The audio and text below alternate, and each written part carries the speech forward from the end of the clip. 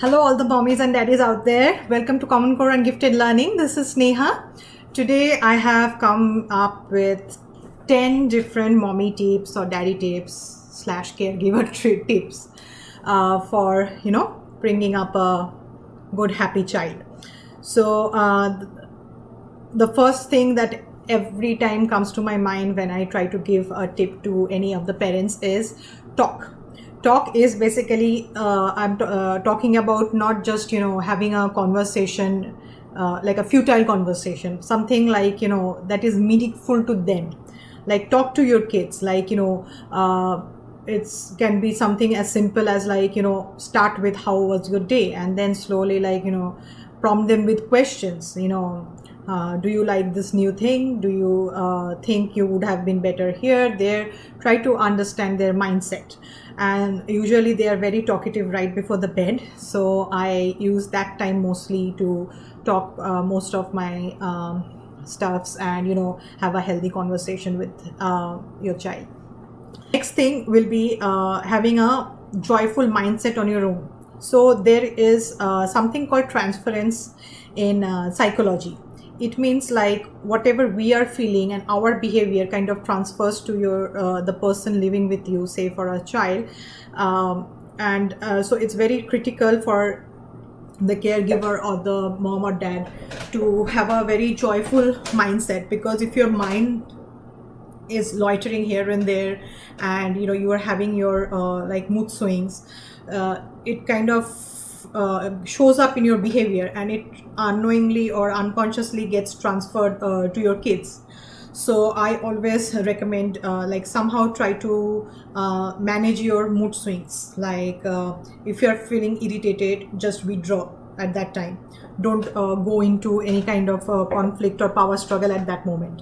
Do some crafts, like or take a cup of tea, just take a walk around and then come back and then resume. But having a joyful mindset is very important, because if you are happy, then your kids kind of that transfers into your kid, and they are also like happy. So otherwise what happens is, if you are unhappy, that transfers to your kid, and then your kid is irritated and it transfers back to you, so you are in an endless loop of transference and counter transference. So if you're really interested, please look up on transference and counter transference. It's really an interesting thing. For the third point, attention. So if your child is very much into attention seeking behavior, try to engage them as much as possible, but there are sometimes you cannot cater to their needs, right? So but I recommend it before you leave, like say for cooking, or say you are going out, or before you are trying to work, give them an advance notice first, because they take time in transition. And after that, make sure you have a an alternative. Like alternative is like you have something to do for them, like they can sit and color, or they can do something, they can play outside, or some kind of an engagement, or read a book, or play on some app. Like there are like so many new things like Scratch and stuff they can work on, something that they like. This is not a point to pass your own judgment on them. This is a point to help them engage themselves and learn what are the ways you can get bored when your parents' attention is not there. And this is a very important skill to learn. Otherwise they will be always the type who are standing in line and then like checking every like 2 seconds how much the line is going up. I hope you can relate what I'm talking about. So after that we have playtime. So playtime, make sure that they have ample playtime. Playtime not only helps them to reduce their like high level energy, but it's really important for the like your body to get more oxygen, and that reaches their brain, and it also helps with like brain development, especially like in open air outdoors. They should have like ample playtime. Then the fifth thing will be participation. To have a sense of belonging, you need to have like need to have a way that where your child can participate in your daily chores, or some kind of a work in the family. And I don't mind if you pay them for that, but at least make sure that they do the chores with you. It's not should be, and at kids at this age, they love to do chores. Like, if you are doing laundry, ask them to, fold the clothes for you. And, if it doesn't matter if it's like 4 or 5 clothes, but at least, help them like with the participation process, or, just peeling potatoes, or, helping with the vacuum.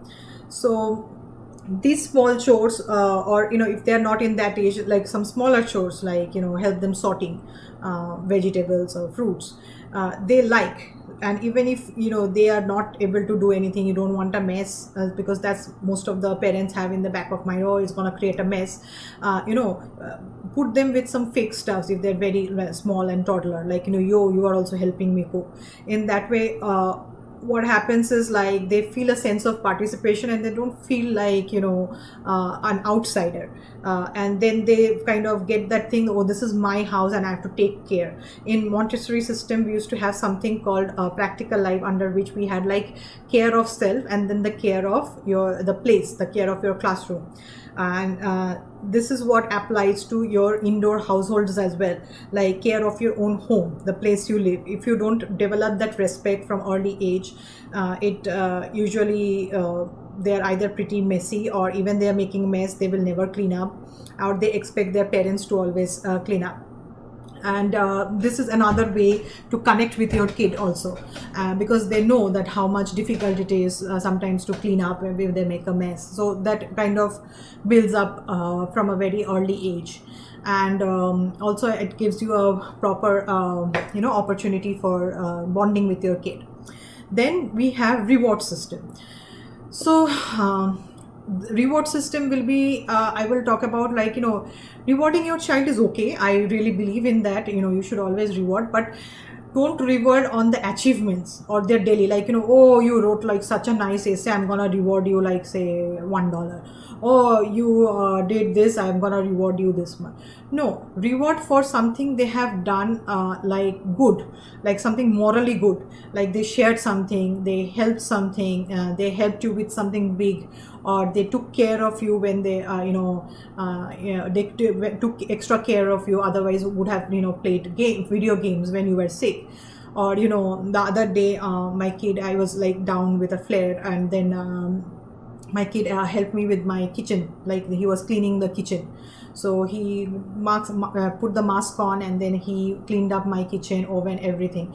So I was like really grateful to him. And there is no shame in rewarding your child and saying that I'm really grateful to you, and while I was sick, you could have, like, it is not his job to clean the kitchen entirely, but without help he did it for me, just because I was down for a few days. So as I said, like, reward for the right thing which comes from their own, like a motivated thing, reward for their motivations, and not for some kind of achievement.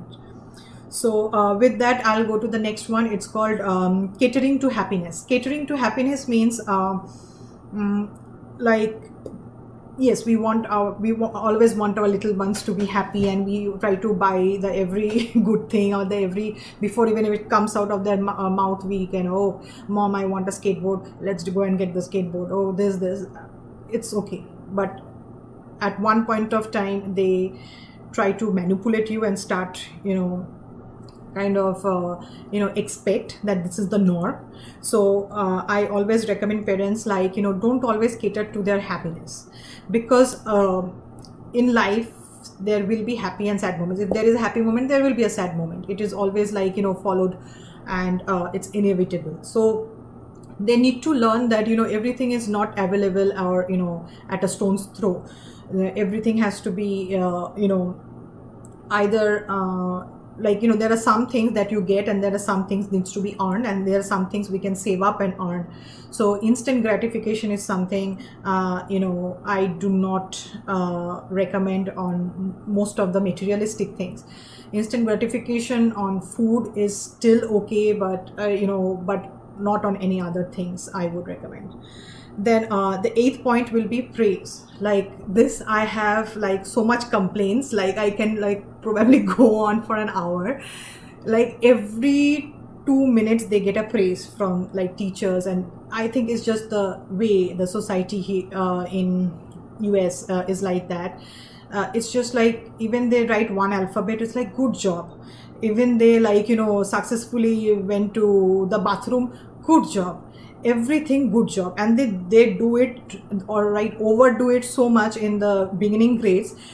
They are always like, after doing everything they are supposed to do, they will just look at you and then they will wait for that good job. But they get used to that praise so much.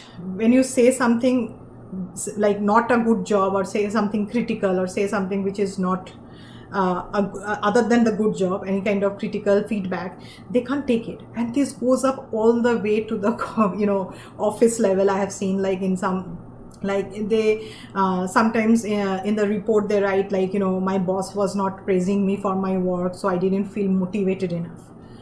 That's your job, you need to do. You don't need to get motivation, because this is your work, this is your duty, this is the standard, this is what you're supposed to do. So praise for those things that are worthy, like praise for something like a new skill he has learned, not like praise for like, oh, you finished your food, good job.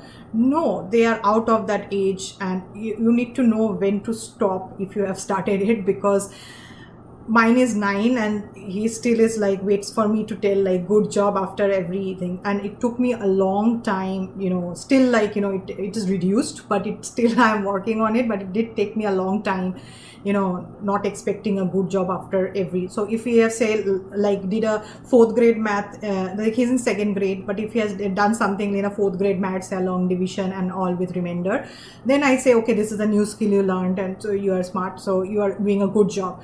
But if he is writing like, say if his cursive handwriting is perfect, I'm not gonna say good job to him. He's supposed to do it, and this is something he is learning in the process, and for doing the regular work I'm not going to praise him. 9 is sleep. Sleep is very essential, I feel, for every kid. Like I don't even know how will I function without sleep. I can't even imagine like how do some kids function without sleep. At least like 8 to 10 hours of sleep is very necessary, and 8 to 10 hours of good sleep, because kids have a deep sleep for 4 hours, and then their REM cycle changes after 4 hours. So what you see is like the total of my child is sleeping for 8 to 10 hours. The sound sleep part is probably 4-5 hours out of it. So total they need a lot of brain rest for brain development. They won't be able to develop fully, or they might not function well if their neurons don't get rest, and that only comes with sleep. During sleep there are many things that gets repaired in your brain or your muscles in daily life during this critical time of growth. So sleep is one of the thing, like more than even food, like nutritious food, I will recommend sleep. So if you have to sometimes choose between food and sleep, just doesn't matter your child is like feeding on his own with cutleries or not, just feed him, and just sleep is the utmost important. My point is that. And then the last one brings me to the topic of judgment. So judgment, as in like we parents always like feel like, oh, he is going this way, she's going that way, her behavior is not well, judging them. So judging them is a really I feel like you should not do. If sometimes we do it unconsciously, we do not mean it, but it's something I would want to like to bring into your notice, that kids of this time is very different from our times. Like the times have changed, the ways have changed. In our times, our generation in 90s, like saying F word or like was like a taboo. But over here now, like every 2 minutes he's hearing such F words, like he will say it, or he or she will like say it. The other day, like I saw some kid telling my son is like you stupid maggot. So it's very easy as a mother or like a adult person from 90s to judge them very well, but you have to understand like where is it coming from. So instead of judging them, try to give them the alternatives. So my child kind of came and says like, oh, he told me, like, she told me maggots. I said like, do you even know about maggots? So I told him like, maggots are actually, many people don't know, they look ugly and they're worms, but they are built for eating. So if you know that maggots are very useful for cleansing wounds.